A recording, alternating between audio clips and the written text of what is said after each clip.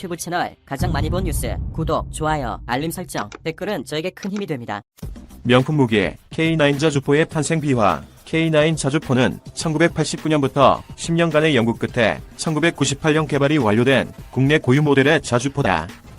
1980년대 초 육군은 KH-179 견인포의 전역화와 함께 화력의 열쇠를 보완하고자 견인포에 비해 기동성과 운용성, 생존성이 우수한 현대식 자주포의 필요성을 제기했다. 이후 당시 세계적으로 가장 많이 운용되던 미국의 M1092 자주포를 국내 면허 생산하기로 결정했으며 1983년 12월 미국과 양해각서를 체결해 1985년부터 전역화했다. 하지만 북한에서 지속적으로 화포 배치를 증가시키는 상황에서 우리나라는 여전히 열세에 있었다. 북한은 화포 수량면에서 우리보다 5,000문이나 많았고 그중 50%가 자주화 및 차량 탑재형이라 기동화에 이용했다. 특히 170mm 장사정포에 대한 대응 방안 수립이 요구됐다. 전술적으로 육군은 2000년대 한국군 작전 환경에 부합한 적중심 타격 능력을 갖춘 화포가 필요했고 이에 따라 사거리 40km급 자동화된 신형 자주포인 K9의 연구 개발이 결정됐다. 최대 사거리 확보를 위한 도전. 연구 개발간 K9 자주포의 최대 사거리 확보를 위해 필요한 것은 무장, 장약, 탄의 새로운 개발이었다. 포강 내 높은 안력과 K55에 비해 2배 이상 높은 사격 충격량을 견딜 수 있는 보열, 포미 폐쇄 장치와 마운트의 설계가 필요했다.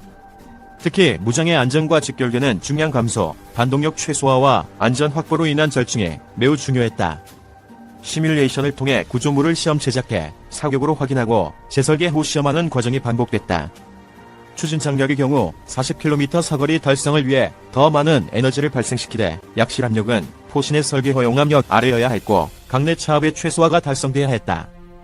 국내의 독자적인 추진 장약 설계 기술이 부족한 가운데 최적의 장약 설계를 위해 많은 실험과 분석이 필요했다. 안전과 직결돼 위험도가 매우 큰 과제였으나 기술 도입의 어려움 등으로 국내 개발에 도전했고 연구팀은 개발 과정에서 수많은 위험한 순간들을 경험했다. 타는 비행간 항력을 최소화하기 위해 최대한 유선형으로 설계하고 대신 포강 내 안정된 운동을 위해 작은 너브가 있는 형상으로 개발했다. 하지만 장전간 문제가 발생해 실용 개발 때 재설계해야 했다. 탄의 뒤에서 발생하는 항력을 감소시키는 기술은 관련 기술 개발 경험이 전무한 가운데 연구팀의 끈질긴 노력으로 독자적인 기술을 확보하게 됐다. 그 결과 터키의 장사정 탄약을 수출했으며 이집트에는 탄약 생산 시설을 포함한 기술 수출을 진행할 수 있었다. 사거리 확보 위에 중량 감소, 반동력 최소화 등 과제가 필요. 독자 기술 없이 시작해 최적의 장약 설계 위에 수많은 실험과 분석 반복, 기술 개발 이후엔 장사정 탄약은 터키에, 탄약 생산 시설은 이집트에 수출. 새로운 기술 개발로 완성한 차량 분야. 차량 분야는 독자적인 개발 기술과 경험이 부족해 국내에서 개발한 구조물에 해외 동력 장치를 탑재한 기동 성능 실험 차량을 제작해 시험을 수행했고 엔진 성능 부족으로 기동 성능을 만족시키지 못해 독일의 N2U 엔진으로 교체해 개발했다. 해당 경험은 차량 체계 개발 능력을 크게 향상시키는 계기가 됐다. 또한 기존 자주포의 알루미늄 구조물과 달리 국내 장갑 판재를 적용한 첫째 밀포탑의 방호 구조물을 설계하고 제조하는 기술의 새로운 개발도 필요했다. 기존 자주포에 비해 몇 배 이상 큰 사격 충격을 견뎌야 하는 장갑 판재 포탑 구조물의 내구성에 대한 이론적인 추정이 어려웠기 때문이다. 연구팀은 포탑 구조물의 유압으로 작동하는 해머를 이용해 15톤에서 130톤까지 하중을 증가시켜가며 시험했으며 많은 취약 부위를 찾아 개선했다. 당시 국내 엔진, 변속기, 위치 확인 센서, 포구속도 측정 라이더는 기술 부족과 생산, 인프라 구축 미흡으로 도입이 불가피했으며 유기압 현수 장치는 기술을 도입해 K9 자주포에 적합한 장치를 개발했다. 이렇게 개발된 유기압 현수 장치는 이후 영국으로 역수출되기도 했다. 대한민국 최강 화력의 탄생. 완성된 체계는 시험을 통해 그 성능을 인정받아야 한다. 당시 국내 시험 시설은 미비했으나 규정된 시험 항목을 수행하기 위해서는 아이디어가 필요했다. 자주포 체계는 영하 32도를 극저온 조건으로 저장한 후 성능을 확인해야 했으나 당시 저온 챔버를 갖추지 못해 밀폐된 건물에 질소 가스를 주입해 온도를 낮추고 운용자는 산소 마스크를 착용해 시험을 수행했다. 개발 기간에 시험장이 건설되면서 관련 전자파 적합성 시험, 내구도 주행 시험 등 기동 성능 시험은 무사히 마칠 수 있었다.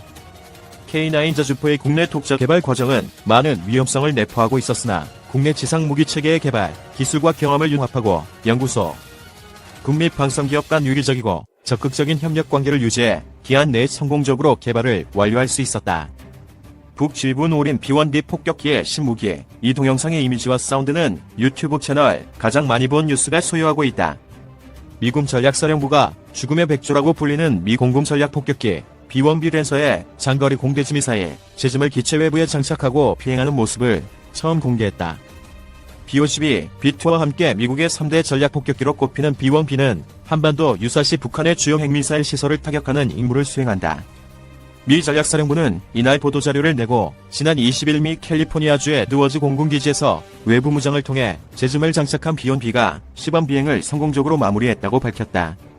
미 전략사령부는 B1B의 외부 무장으로 제즘이 장착된 건 처음이며 이번 시범 비행이 극초음속 무기를 외부 무장할 수 있는 길을 열어줄 것이라고 밝혔다. 제즘은 사거리 370km의 순항 미사일로 미사일 탄두에 목표물 자동 위치 식별, 탐지 기능을 갖추고 있어 정밀 타격이 가능하다.